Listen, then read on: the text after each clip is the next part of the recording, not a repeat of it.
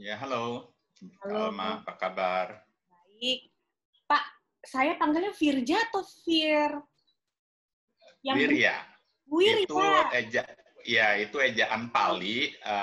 Kalau Anda lihat di beberapa tempat ada tulisan Wihara, itu kan tulisnya pakai V, Vihara tulisnya. Nah, Oh, itu oh, bacanya kan Wihara. oke. Jadi Ya, selama ini saya salah memanggilnya. ya Jadi nggak apa-apa. Wirya. Oh, Wirya, ya. Wirya. Coach Wirya. Nah, Oke.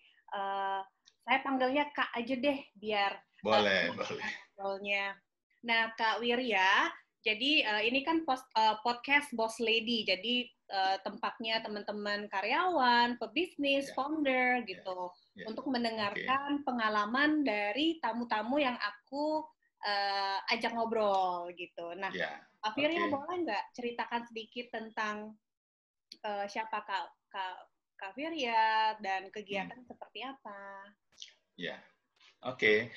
Saya latar belakang pendidikan teknik elektro S1, latar belakang karir eh, saya berkarir di bidang sales dari mulai sales jalanan, sales freelance sampai posisi terakhir sebagai profesional saya country manager untuk EPC Corporation yang berkantor pusat di Amerika. Dan di tahun terakhir saya rangkap jabatan sebagai Managing Director untuk PT NGE System yang berkantor pusat di Prancis. Tahun 2008 saya resign, saya fokus sebagai trainer untuk sales management dan salesperson, kemudian saya mengambil lisensi coaching. Jadi sekarang saya berfungsi juga sebagai business coach. Oke. Berarti sudah dari 2008 tadi ya? 2008 ya. 2008. Nah, boleh nggak cerita sedikit? Ini mungkin why not now momennya Kak Wirya. Kenapa dari korporasi, mostly B2B ya, B2B sales ya. Betul, betul. Nah, boleh cerita sedikit why not now momennya Kak Wirya, Hmm. biar bisa di-sharing untuk teman-teman di sini. Oke, ada dua sih ya, why not now yang sangat signifikan. Pertama, ketika saya lulus SMA. Saya lulus SMA karena saya berasal dari keluarga yang relatif kurang mampu. Orang tua saya tidak bisa menyekolahkan saya ke perguruan tinggi swasta. Karena di perguruan tinggi negeri saya nggak diterima. Nah, jadi menghadapi keadaan seperti ini, mungkin sebagian orang berpikir, ya saya melakukan persiapan ini itu dan lain-lain buat kuliah nanti ajalah kalau kondisi sudah memungkinkan, kalau biayanya sudah ada, atau sekarang biaya juga belum ada. Gitu. Tapi saya nggak berpikiran seperti itu. Saya pikir, oke, sekarang saya belum punya uang untuk kuliah, apakah tahun depan saya masih mau nganggur lagi karena nggak punya uang? Kalau tahun depan saya mau kuliah, apa yang bisa saya lakukan sekarang supaya tahun depan saya kuliah? Jadi saya memutuskan bahwa saya harus cari uang. Dengan cara apapun saya harus cari uang. Yang penting halal, tidak melanggar peraturan, tidak merugikan orang lain. Dan saya cari uang, beberapa posisi sebagai sales freelance sampai akhirnya saya kemudian diterima sebagai sales karyawan tetap di Aqua Golden Mississippi, produsen aqua. Dan itu pun hitungan saya sampai 1 tahun kira-kira uangnya akan belum cukup. Jadi setelah saya jalani pekerjaan itu beberapa bulan, saya pikir dengan pendapatan seperti ini sampai akhir tahun nanti kira-kira uang saya belum cukup untuk kuliah. Lalu apalagi yang bisa saya lakukan? Saya cari pekerjaan lain di luar jam kantor. Jadi, akhirnya saya dapat pekerjaan sebagai checker yang menghitung penonton. Jadi saya kerjanya di importir film, kerjanya menghitung penonton di bioskop-bioskop di mana film dia diputar. Jadi jam kantor saya kerja di Aqua, di luar kantor langsung saya ke bioskop. Dan dengan begitu, tahun berikutnya saya bisa kuliah tuh. Dan yang membanggakan saya pribadi adalah sebagian besar teman-teman saya masih minta uang sama orang tuanya. Saya enggak, karena saya sudah punya penghasilan sendiri. Sejak saya kuliah, saya keluar lagi dari Aqua, melanjutkan pekerjaan saya sebagai sales freelance dan private teacher. Jadi sejak lulus SMA, saya bisa memenuhi kebutuhan saya pribadi, termasuk biaya kuliah. Jadi biaya kuliah, apapun keperluan, bayar uang praktikum, beli buku, ini itu semuanya saya pakai uang saya sendiri. Itu kebanggaan saya. Dia momen yang kedua adalah ketika saya memutuskan untuk resign dari posisi profesional saya. Saya pikir saya sudah berkarir dari tahun 79. Jadi saya lulus SMA tahun 79. Saya sudah berkarir sejak tahun 79. Dan sejak saya awal karir saya sampai posisi terakhir saya sebagai country manager dan managing director itu vertical sales terus. Vertical sales terus, sales profesional. Dan saya melihat di luaran, karir sales kok kelihatannya nggak membanggakan gitu. Dari klien-klien, dari relasi, waktu itu saya belum punya klien, dari relasi-relasi yang saya dengar, kalau mencari sales tuh kok susah sekali gitu. Dan saya juga ngalamin sendiri. Kenapa? Karena di mata orang awam yang belum mengenal dunia sales, posisi sales tuh tidak membanggakan. Tidak membanggakan. Kalau ngomong sales selalu, oh door to door ya, target ya gitu. Jadi kok citranya kayak gitu. Kenapa? Karena sebagian besar dari sales-sales itu diterima oleh majikannya, diterjunkan begitu aja tanpa training yang profesional gitu. Sehingga si salesperson ini melakukan fungsinya, melakukan kewajibannya bisa-bisanya dia sendiri saja. Tidak terdidik secara profesional gitu. Nah, melihat kenyataan ini saya kok prihatin gitu. Padahal Kak Alma bisa perhatikan juga di perusahaan-perusahaan lain, umumnya yang mencapai posisi puncak itu latar belakangnya sales. Betul nggak? Yeah. Karena intinya perusahaan kan cari uang. Kalau pemimpinnya nggak bisa cari uang, bagaimana perusahaan bisa survive? Gitu. Jadi bertolak dari situ saya pikir udah waktunya, waktu itu tahun 2008 ya, hampir 30 tahun saya sudah berkarir, sudah waktunya buat saya untuk berbagi ilmu kepada generasi muda, kepada generasi penerus, supaya khususnya yang mengambil karir di bidang sales, itu supaya mereka bisa berkarir secara profesional, supaya mereka tuh bangga dengan posisinya sebagai sales. Gitu. Yeah. Kira-kira itu sih, saya punya momen why not now, yang bagi saya pribadi itu membanggakan. Iya, buat saya yang mendengarkan juga ini inspiring sekali. Kak Wirya, Coach Wirya, karena ya memang betul seperti yang Kak Wirya bilang, banyak yang tidak mau, malah ngomongnya tidak sudi masuk menjadi sales. Padahal mereka nggak paham, karena di sana tempat mereka belajar dan membangun relationship dengan third party. Betul iya, sekali. Itulah agak-agak sedikit ya, dan betul juga memang banyak sekali perusahaan yang tidak menginvestasikan training untuk salesnya, dan itu benar-benar terjadi. Iya. Wow, dari 2008 sekarang menjadi trainer, sales training ya berarti ya? Focusing on sales. Iya, jadi sales dan sales management. Sales dan sales management, oke.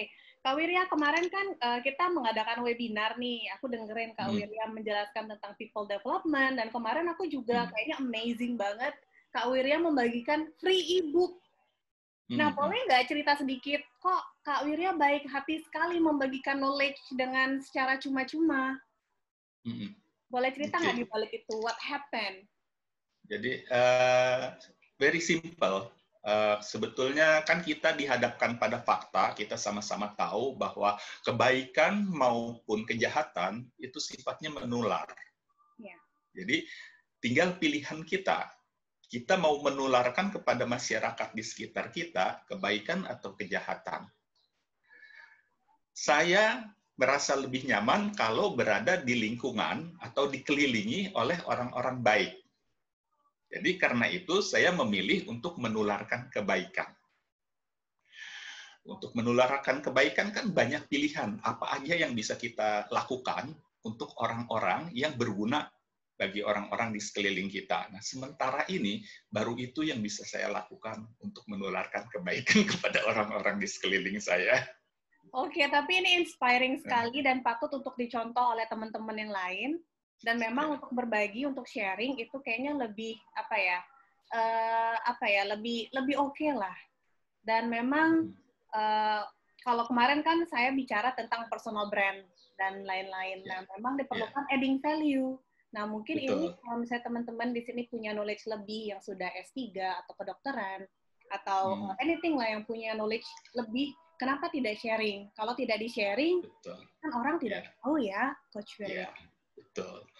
Jadi kalau orang-orang di sekeliling kita karena kekurang pahaman sesuatu atau kekurang keterampilan, kemudian keadaannya itu membuat dia menjadi berbuat sesuatu yang tidak positif, kan kita juga yang rugi karena kita berada di lingkungan itu.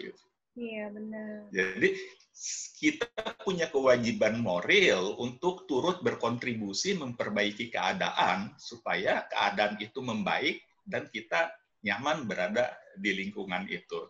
Itu sih yang menjadi pemikiran saya.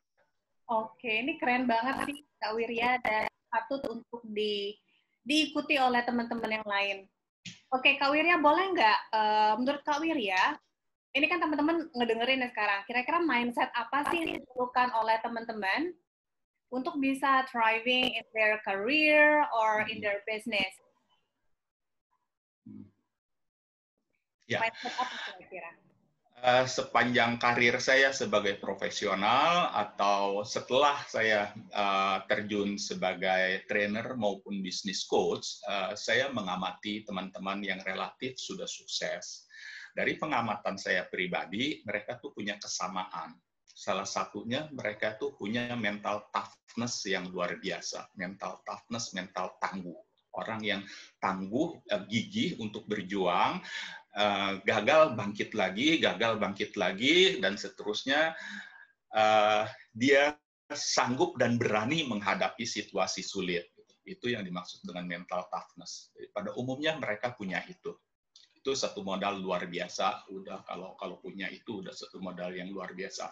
Yang kedua yang tidak kalah pentingnya, mereka tuh punya pusat kendali diri. Kalau orang psikologi bilang pusat kendali diri atau locus of control internal instead of external. Jadi kalau orang yang punya kendali diri internal, dia meyakini bahwa segala sesuatu yang terjadi pada dirinya itu adalah akibat dari tindakan dirinya sendiri, bukan karena orang lain. Jadi kalau dia gagal, ya itu salah saya. Kalau saya Oke, tadi sampai pusat kendali diri. Ya, jadi ciri orang sukses yang kedua itu mereka punya pusat kendali diri internal instead of external. Jadi kalau orang yang punya pusat kendali diri internal, mereka meyakini bahwa segala sesuatu yang terjadi pada dirinya adalah akibat dari pemikiran dan tindakannya sendiri. Tidak menyalahkan pihak lain, tidak menyalahkan orang lain. Sedangkan orang yang punya pusat kendali diri eksternal cenderung menyalahkan pihak lain kalau terjadi sesuatu yang tidak positif, tidak terjadi sesuatu yang tidak sesuai dengan ekspektasinya. Dia cenderung menyalahkan orang lain, pihak lain, atau menempatkan dirinya sebagai korban. Kalau dia jatuh, batunya yang salah. Kenapa batu ada di situ sehingga saya kesandung? Kalau dia lahir di keluarga yang miskin, orang tuanya yang salah. Udah tahu miskin, kenapa melahirkan saya? Bahkan Tuhan pun dipersalahkan. Kenapa Tuhan melahirkan saya di keluarga miskin? Nggak di keluarga orang kaya. Gitu. Beda dengan orang yang punya pusat kendali internal. Kalau orang yang punya pusat kendali diri internal, lahir di keluarga miskin, dia akan mikir bagaimana caranya atau apa yang harus saya lakukan supaya keadaan menjadi lebih baik. Karena itu, orang seperti ini punya peluang untuk sukses lebih besar. Karena selalu berpikiran, ayo lakukan sesuatu untuk memperbaiki keadaan gitu. Bukan sibuk mempersalahkan pihak lain. Karena mempersalahkan pihak lain tidak akan membawa perbaikan apa-apa. Anyway. Iya, benar-benar. Ya. Yang ketiga, yang saya perhatikan, mereka itu adaptif. Memang situasi selalu berubah. Kita tidak dapat menghentikan perubahan. seperti yang sekarang ini terjadi, perubahan begitu cepat, apalagi dihantam pandemi. Tapi kalau orang yang adaptif, dia selalu melihat peluang. Karena apa? Karena di dalam setiap perubahan memang ada tantangan-tantangan baru, tapi juga terbuka peluang-peluang baru. Jadi saya kok kurang setuju kalau ada orang yang mengatakan, zaman sekarang kok makin susah ya. Dulu saya bisa jualan minyak tanah, sekarang saya nggak bisa jualan minyak tanah. Ya tapi kan bisa jualan gas. Coba, dulu kalau kita punya mobil cuma satu, bisa nggak punya usaha taksi? Nggak bisa. Sekarang kita punya mobil satu, bisa usaha taksi, gabung di Grab atau di Gokar. Bahkan nggak punya mobil pun bisa mendaftarkan diri ke Grab atau ke Gokar, mereka yang funding. Kita tinggal bayar angsurannya dari hasil kita usaha taksi. Gitu. Jadi setiap zaman, setiap ada perubahan, selalu terbuka peluang-peluang baru yang dulu nggak ada. Anak saya misalnya, udah bisa usaha just tip, jasa titipan. Zaman saya dulu nggak ada just tipan. Jadi anak saya dengan hanya menggunakan handphonenya aja just tip, apalagi kalau saya sedang ada di Bandung misalnya, dia buka just tip untuk titipan oleh-oleh dari Bandung gitu. Dia pulang ke Jakarta dia dapat uang.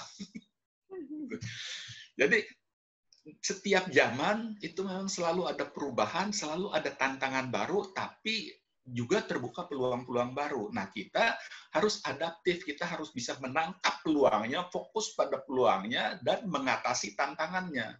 Tinggal selanjutnya inovasi atau kreasi untuk bagaimana kita bisa memanfaatkan peluang-peluang itu.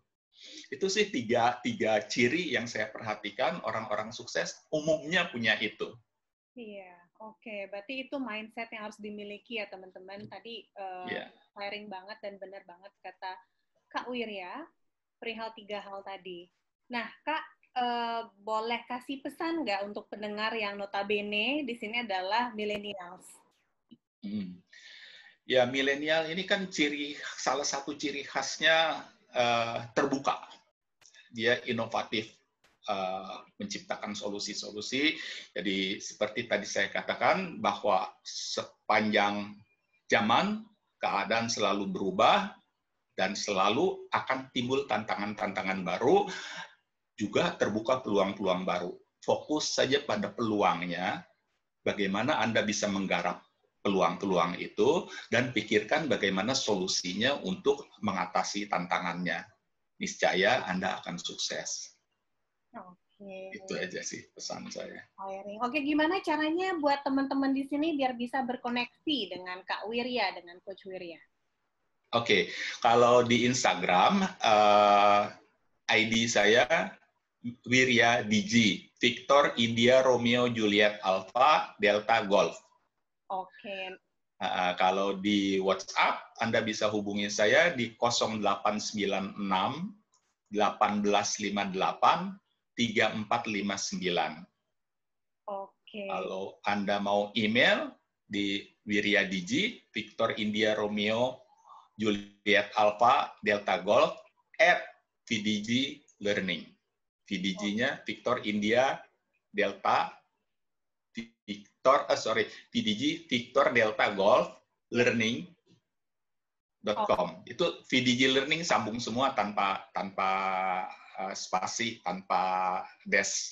Ya, oke. Nanti aku akan tulis juga di caption, jadi teman-teman tinggal klik aja, bisa langsung berhubungan dengan Kak Wirya nantinya kalau mau tanya-tanya tentang training, sales training, B2B training, dan lain sebagainya ya, sampai ke kemarin leadership management juga bisa. Jadi teman-teman bisa ngobrol aja, karena Kak Wirya juga sering banget membagikan konten-konten menarik di Instagramnya, jadi silakan di-follow. Nanti tinggal klik aja, langsung follow ya. Oke, Kak Wirya, thank you so much for your time. Sama-sama. Ya, semoga berguna. Ya, thank you.